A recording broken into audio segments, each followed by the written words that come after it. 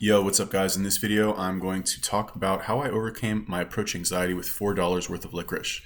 So, this is a video that I've really been wanting to make for a very, very long time. Well, I've been wanting to make it for a very long time, but I haven't actually known how to make it because I didn't actually know how to overcome my approach anxiety. This is something that has been a huge problem for me for years. I'm talking like an embarrassing number of years, and something that I really should have handled like way long ago, way long ago. I'm kind of kicking myself that I waited so long. But here we are, better late than never. I don't have too many gray hairs on my head. So anyway, yeah, it's not that big a deal. So really quick, just a quick little summary, because I know most of the people on this channel probably don't practice pickup or even maybe know what it is, other than having heard me talk about it here and there sporadically. So basically, pickup is the art of approaching girls in various locations, and with the aim of having a conversation with them that will get them attracted to you and eventually lead to, most of the time, some sort of like a sexual relationship, right? So yes, this is an art. Yes, this is a skill. No, this is not just be confident, bro. Because the way that the way that pickup culture is that you kind of want to be able to do it in any situation, right? It's not just like, oh, there's a girl in your class who you see fucking 3 times a week, and like you say something to her and you go study together. It's not like that. It's not easy situations like that. I'm talking like you're walking this way, she's walking that way, and like you somehow either stop her, or like by the time you get your wits together, like you go back, you like circle back and say, excuse me, like, and you fucking start some sort of conversation. So she's not creeped out. So you come off as like a cool person. So you're not nervous, which is a huge one. And all things being equal, right? If the stars align, well, not if the stars align, if you don't fuck up, basically, then you can like pursue a relationship with that person, whether it's casual or more serious or whatever. So this is an art. It is a skill to be able to do this in a variety of situations. Now, the problem with learning pickup is that the hardest part of pickup is the fucking first thing that you need to do, which is go and approach the girl. Yeah, I guess you can say the first thing you need to do is like be well groomed and shower and fucking all that shit, but that's not hard to take a fucking shower. You know what is hard is to go and like talk to that girl over there and introduce yourself with a fucking room full of people watching. That is hard. That is not easy. I mean, in reality, it's really not that hard, but the mental bullshit that we all have in our minds that prevent us from doing it makes it really hard. And how do we know that it's hard? Because nobody fucking does it. In your daily life, do you ever see like guys going and approaching girls a lot, multiple times per day? Every time you see a girl who you think is hot, you're going to go and you're going to fucking talk to her. Nobody does that shit. And girls, don't even get me started with your bullshit. Like, I approach guys who I think are good looking. Motherfucker, no, you don't. Maybe you did it like once in your life, but girls are not about to risk rejection to go and do that, because it's not their responsibility to do it. It's the guy's responsibility to go and approach girls.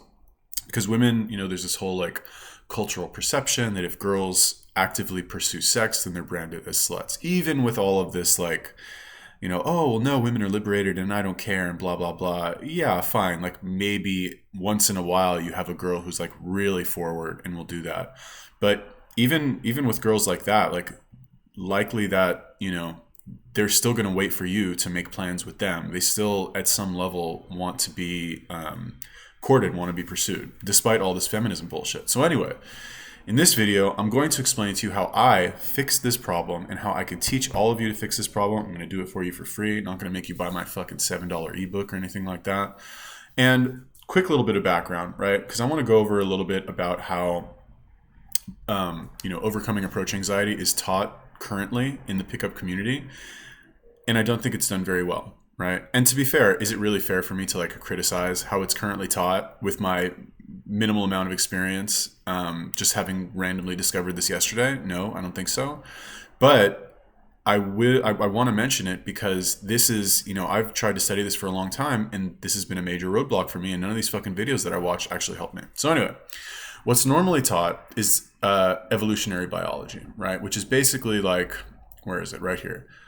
We used to live in tribes, and back in the day, when you only had like 120 people in your community, If you went and you approached a girl and she rejected you, you become the laughing stock of the community, and there would be real social consequences for you, you know, as maybe not super high on the dominance hierarchy of your tribe, going and like risking rejection and failing. Everybody would laugh at you. Nobody would like you. If you pursued any sort of relationship with this girl and it ended badly, that would like, think of it like, not shitting where you eat, right? If you work with a girl, for example, and you engage in a relationship with her and it doesn't go well, now all of a sudden you got to avoid this fucking person at work, and like their friends also hate you, and it just causes all this drama, right? So the argument is that, and we'll call that evolutionary biology, right? So what they say in pickup is that the reason we have approach anxiety is for that reason. Now, I don't know if I really buy this, because how many fucking thousands of years has it been since we lived in tribes? Like, for the past couple thousand years, like, we haven't lived in tribes. That's been a fucking long ass time. And I don't think evolution happens on such a slow scale in terms of like social changes like that. In fact, there have been studies that show that character traits are passed down through generations. I think they did it on rats, where they showed that, like, I don't know, they made rats fucking do something, and then 3 generations later, the offspring of those rats still had those traits or whatever it is. So I'm not sure if I buy that. Rats are not humans, obviously. But anyway, I don't buy this shit, right? And yeah, it makes sense logically, but what I wrote here is that logic is pointless in a gunfight. And while going and approaching a girl is not necessarily a gunfight, the problem when you learn pickup is that here's how it normally happens for most guys. Is you like learn about this idea of pickup. You learn about this concept that like it's actually possible to learn a set of skills to use to go and approach a girl and get her to like you and get the phone number and get her to kiss you and like eventually sleep with her. You learn that this thing exists, right? And then you're like, oh my God, there's like a system to doing this. I don't need to just guess anymore. Like, what they told me in the movies is wrong. And you learn that it's possible, and you're like, okay, well, let me learn about this shit. And then what ends up happening is you end up learning from people who have a ton of experience. And it's a really fun topic to talk about. It's really fun to talk about. It's really fun to watch videos about it, because there are so many steps along the way to, from doing the approach to actually like getting the girl to sleep with you, and then like other stuff about relationships after that you just obsessively consume all of this content because it's so interesting and nobody's fucking talking about it. And it's really practical too. Now, what's the problem with that is that consuming all this information, there's so many concepts, there's so many things that you need to remember, that like when you actually go and you do the approach, you're so overwhelmed with like shit that you need to remember. You're like, oh my God, wait, okay, so am I supposed to self-amuse? Am I supposed to, do a neg? Am I supposed to like turn my body this way? Am I supposed to ask her a question? Am I not supposed to ask her a question? Am I supposed to get her to qualify? It's like, and that's fucking this much of all of the fucking concepts that you need to remember, right? So there's so many things that you can't actually go over without experience. You can't actually go over and fucking the first couple times you do it and be like, oh shit, okay, what do I do now? What do I do now? It's just not possible, especially as a beginner. If you're a little bit more experienced and you kind of understand the flow of the interaction, similar to a sales interaction, you can kind of pick from a set of behaviors to execute at certain times based on, what you think is the right thing to do at that time. But in the beginning, when you have no idea and you have fucking unlimited choices to choose, you just don't know, right? And then more importantly here, you can't think your way out of your comfort zone, right? So there's this whole idea of pushing your comfort zone, and that's great, but pushing your comfort zone by its very nature is something that is very nerve-wracking to do, regardless of whether it's talking to strangers or, whatever the fuck it is, right? Which actually, now that I think about it, most of the time pushing your comfort zone does involve, contact with other people in some way. But anyway, you can't think your way out of your comfort zone. You have to actually do something. All right. So I'm going to say, as a model for learning pickup and as a model for getting over approach anxiety, this evolutionary biology shit is completely useless, right? Like, okay, yeah, it's interesting. I guess it's a fun little fact. You can, repeat at parties or something. But as far as actually solving your problem, it is pretty much pointless to know that. It's not going to help you at all. Right now, what is going to help you is understanding the 2 main motivators of human behavior, and really animal behavior as well, which is, for this, if you've ever seen a fucking video by Tony Robbins, avoiding pain, pursuing pleasure. Now, one thing that is interesting that I've heard many times, and I'm sure if you have any interest in self-improvement, you've already heard this as well, is that avoiding pain or avoiding loss is a much more powerful motivator than pursuing pleasure, right? So generally, like what do they say? If I give you $10 and then take away $5, that's going to be more painful than if I just gave you $5, right? Even though the end result is still the same, right? We will work much harder to avoid losing $50,000 than we will to pursue gaining $50,000, right? And it's okay. So I'm assuming that like makes sense to everybody, and that is one of the main reasons why we all kind of develop these self-destructive, painful habits that we have, because we're actually doing that instead of something that we perceive to be much more painful, right? Like why are people obese? Well, because they eat fucking a lot of shitty food and they don't exercise and they drink soda, which in and of itself, that's a stupid thing to do. Although there is that small element of pursuing momentary pleasure, there is that.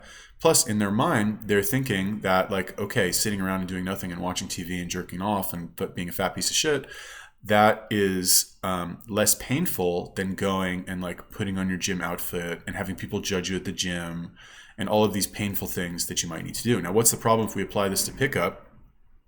Is that you can't use pain avoidance for approach anxiety. You can't.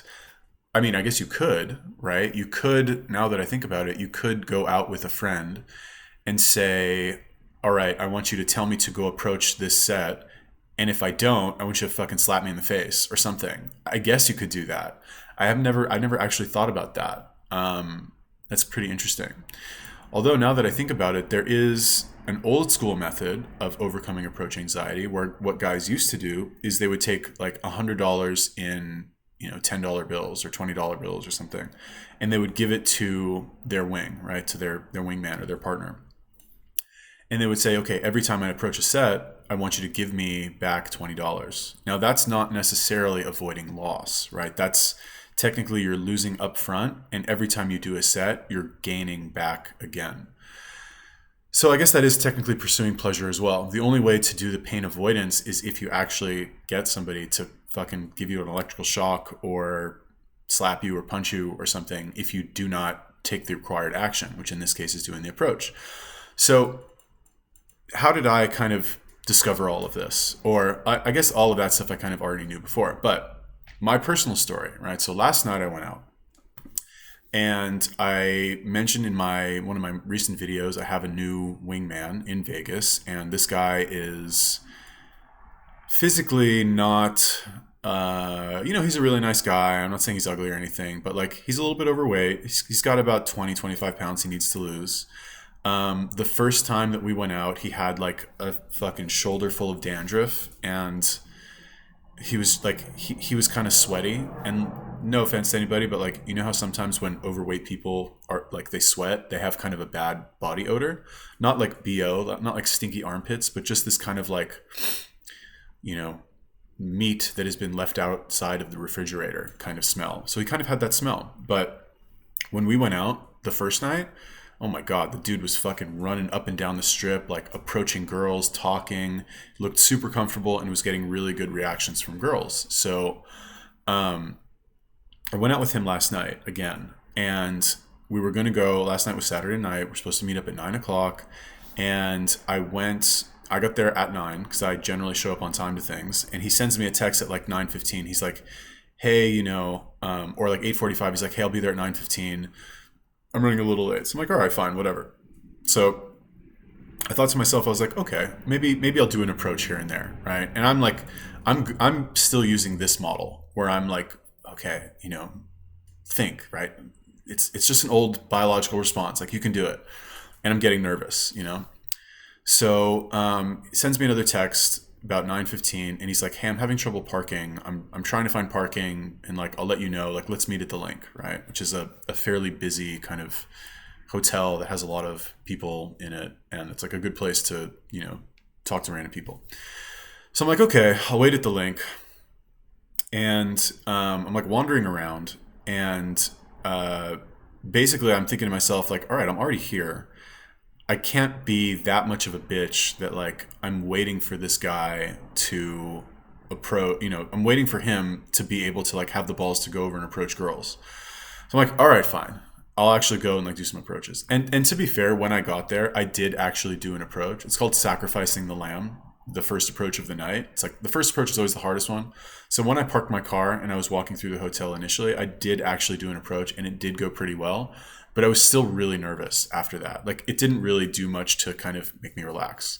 So anyway, I'm walking, through the link, and like next to the link, they have kind of a little promenade that you can walk down, and there's a bunch of stores and stuff like that. So it's also like a really good place. So I'm walking down the promenade and I see this candy store, and it's called like I Love Sugar, I think, or I Love Candy or some shit. And it's one of these like giant, everything in Las Vegas is like exaggerated, right? So anyway, it's this fucking gigantic, like 2-story candy store with all of these bins of candy in it. And the reason I went in there is because the first time we went out, I saw this guy approach a girl with her fucking boyfriend, together with her boyfriend, and he just didn't give a fuck. He just went over and started talking to her. I was like, all right, maybe like I'll find a girl in there that I can approach. And like I went in there, I didn't see anybody, but it was warm and it was cold last night. So I was like, all right, I guess I'll stay in here for a little bit. And I'm just kind of thinking, and I'm looking at the candy and I'm thinking to myself, I kind of want to eat some candy. Just because like, I'd already done my OMAD meal for the night. And I was like, all right, I'll just eat some candy like while I wait for him or whatever. And then I thought to myself, I was like, wait, what if I buy 10 pieces of candy and every time I do an approach, I eat a piece of candy? And the idea just kind of like popped into my head and I was like, okay, let's try it. Right. So they had all of this licorice, right? And, being the exaggerated Las Vegas version of a candy store, they had fucking 10 different flavors. So I told the guy, it's COVID now, so they have to dish it out for you. I was like, all right, give me this, this, this, and this. Give me 10 pieces of licorice. And right away, I was like, fuck, I kind of want to eat this right now. So I'm looking around the store for a girl after I paid for it. And I saw a girl, it's hard to tell now because of the masks and all that. So I saw a girl I thought was kind of cute. And I went over to her and I literally said, hi, how are you? I told myself that I can only eat this candy after I talk to a beautiful girl. Fucking corniest shit ever. And she's like, oh, okay, well, thank you. Have a good night. And I was like, okay, yeah, have a good night. And I ate my candy happy as a fucking clam. Happy as a clam. Why? Because I went and I did the approach. Was it a good approach? No. Was it fucking a long approach with a good conversation? No. The girl wasn't even really that cute. She was actually a lot older than I thought she was, probably fucking married or something. But the point is that the system fucking worked, right? It worked. Like I wanted to eat the candy, so I went and I did the approach and then I ate the candy. And it didn't even seem like a big deal anymore at all. It was like my focus shifted from doing the approach and like, what do I say? What do I say? How do I say it? Do I need to do this? Do I need to do that? Like this tactic, that tactic. Where should I do with my body language? It had nothing to do with that anymore. It all became about eating the fucking candy, which is insane to me to be able to like take something that has such a high stress, a behavior that seems to be so stressful and completely delete all of the stress from it just because you want to eat a fucking piece of candy. It's insane. Anyway, how did I kind of like assume that this would be a possible strategy? I guess I'll give you a little bit of background on it and then I'll tell you about the rest of the night briefly. So obviously I like candy. This is one of the reasons why I do OMAD and why I'm into this fitness shit in general, because I have a sweet tooth and I love to eat. And one of the reasons why I'm so into fitness is because I really like to fucking eat. Not necessarily candy all the time, but I like sweets and I like carbs. And the harder that I train, the more I can allow myself to eat those things and not look like a fat piece of shit. So that was my initial thought right there, right? That's the reward for me. And I think everybody likes this because sugar on some level is very biologically like releases dopamine in your brain, makes you feel good. So I think this would be applicable for everybody. The next thing is that, I am doing this like pickup coaching now with remote coaching with a company. It did cost me a lot of money. And as a result, I have a lot of leverage on myself to want to take as much advantage of the money that I'm spending on this program as possible before the program ends, which is in another 3 weeks. Unfortunately, I had to pause it because of COVID. And I got off to kind of a slow start the past couple of weeks because the venues that I was doing, that I was practicing in, were a little bit more stressful to me than just going to a club, which I've mentioned before. Clubs are easy, or much more anonymous, and like you can go and do a bunch of approaches. Nobody fucking knows who you are or even hears you. Whereas if you try and do it essentially in the daytime or in a non-loud club chaotic environment, which is pretty much the daytime or day game, you feel like you have a lot more eyes on you and you're a lot less anonymous. So anyway, it's been very hard for me to install this habit in myself of going and doing approaches. I've been like torturing myself every day that because you know how it is. I'm sure people who are fat, you can understand the same thing. You wake up and you're like, today I'm going to start my diet. Today I'm going to go to the gym. And the day passes and you don't fucking go. And you hate yourself at the end of the day. That's how I was with doing approaches, right? I was like, okay, today's my day off. I'm going to do this, this, and this. And then I'm going out and I'm going to do my approaches. And sometimes I would even go out and I would walk around and be like, ugh. And I'd see a girl be like, no, I should, and I fucking walk by and bitch out, right? Happens. And I hated myself for it. So anyway, I looked up this book called Atomic Habits that I had heard of at some point. And I haven't actually read the book, but the author, James Clear, he's one of these motivational speakers, excellent speaker. The book is very good as well, I assume. I haven't read it, but I've heard him give a talk multiple times at various venues, on YouTube, of course. Anyway, he goes over a lot of very interesting principles in the book. He doesn't actually directly talk about something like creating. Well, actually, I take that back. He does. He says, well, anyway, I don't want to get too into it, but the paperclip story, which is the one aspect of this book that I will mention as regards to this little revelation that I had, is that he talks about a salesperson, a young guy who, I think he was doing real estate or something. And he told himself that every day he would take, he had 2 boxes. One was full of paper clips and the other one was empty. I think he said 120 paper clips. And every sales call that he would make, every dial that he would do, he would take 1 paper clip from the box and put it in the empty box. And that is the only thing that he would do all day. That is it. That is all he would do. That was like his system. He's like, I'm going to sit here. I'm going to make these calls regardless of how good or how bad it goes. I'm going to go till this box is empty and this box is full. And at the end of 3 years, he had made like $1 bazillion and he was number 1 in the company and blah, blah, blah, success story. So I thought about that. I was like, So it's kind of similar in that you're not making the focus to do it as well as possible or to do an amazing job. You just have to go do it. Now, moving 1 paperclip from one box to another is not as intrinsically rewarding or extrinsically rewarding, is not as rewarding as the dopamine spike that you get from eating fucking candy. Bottom line, you can move a paperclip from here to here. You're not going to feel good like you're eating something sweet. You're just not. The eating something sweet is a much stronger reward. It's less healthy. But again, like I said, I have enough on, the healthy side to kind of counteract 10 pieces of licorice that I might eat every day. And this brings me to my next point, which is this idea of quality over quantity. Now, in this book, Atomic Habits, and also in the talks that James gives, he talks about how a photography professor who at the beginning of the semester, he split the class into 2 groups. He said, Group A, your grade is going to be determined by how many pictures you take, right? Or how many photos you take. You have to take at least, 500 photos. And Group B, your grade is going to be determined by the quality. You just have to take 1 picture, but it has to be the most fucking amazing photo, ever. And what he saw at the end of the semester is that the first group, who was, graded on how many pictures they also took the best pictures overall. And the idea is that because they took so many pictures, most of them were probably shit, but occasionally they would get one that was really fucking good just by the sheer volume that they took.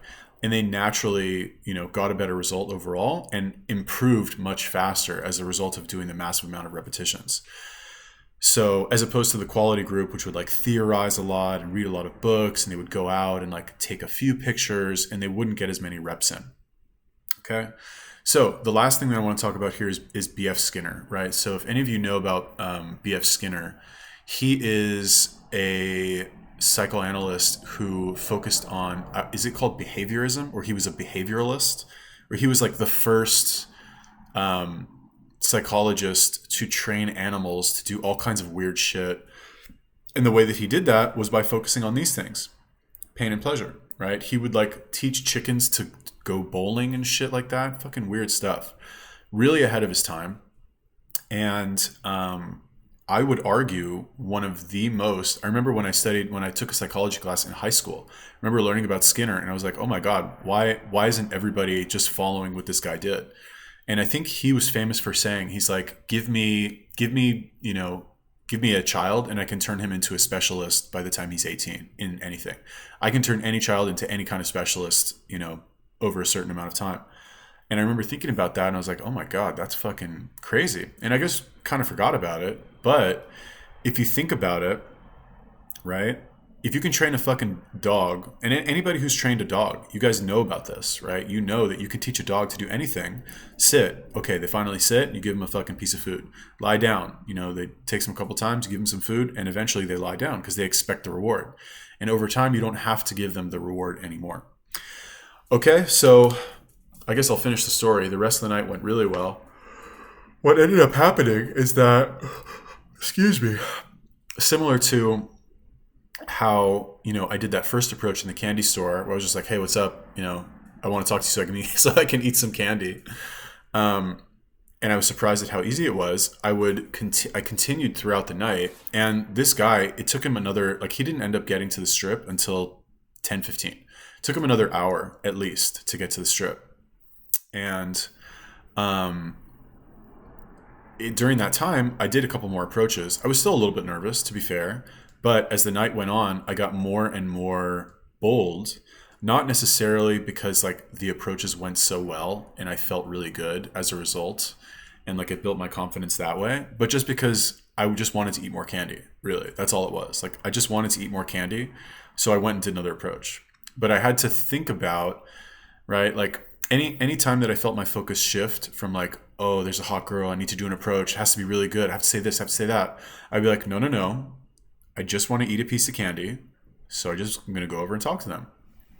And I had a lot of really good interactions, some blowouts for sure, fine. But I had a lot of really good interactions where I went over and, talked to the girls or girl, and it went really well, and I could tell they were interested, and I'm just sitting there eating my fucking licorice as we're talking, and it's really just a fucking game changer. And by the end of the night, oh my God, and I guess anyway, this wing that I have, he's really good, right?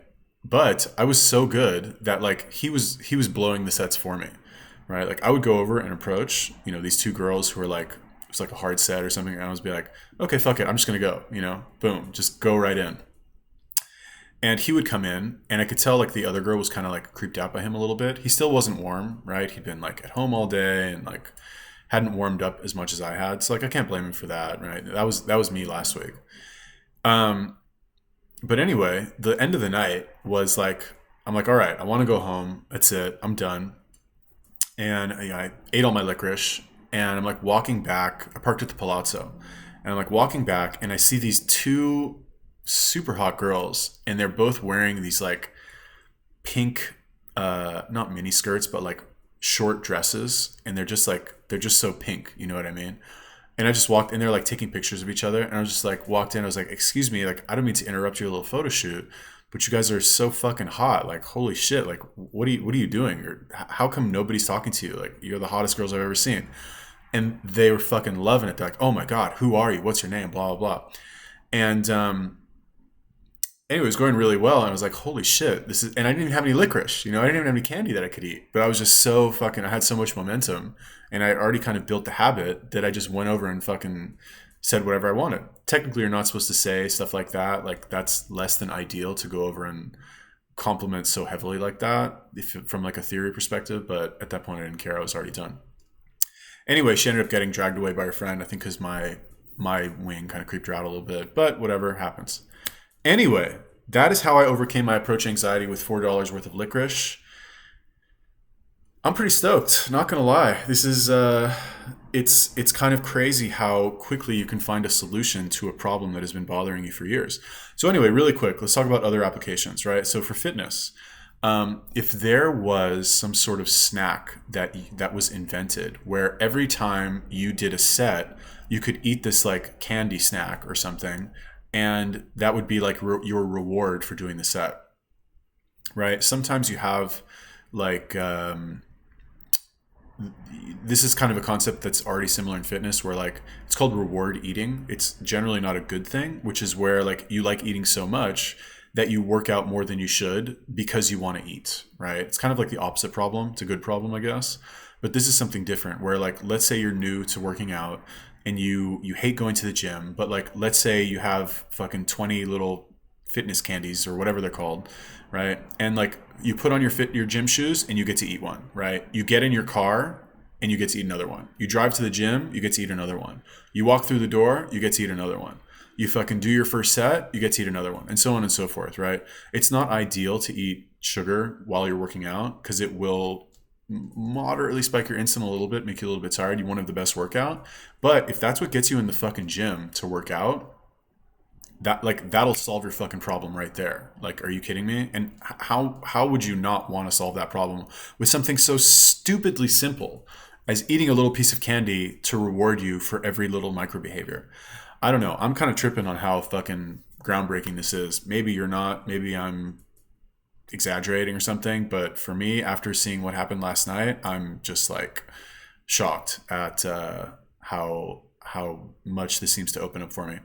And sales also, paperclip story. Cool. So what do you guys think about that? Are any of you any guys out there that like do pickup or want to learn more about pickup or want to try my method or want to see a pickup video or something? Or should I just talk about fucking anorexic girls and OMAD? Let me know. Leave me a comment. Peace.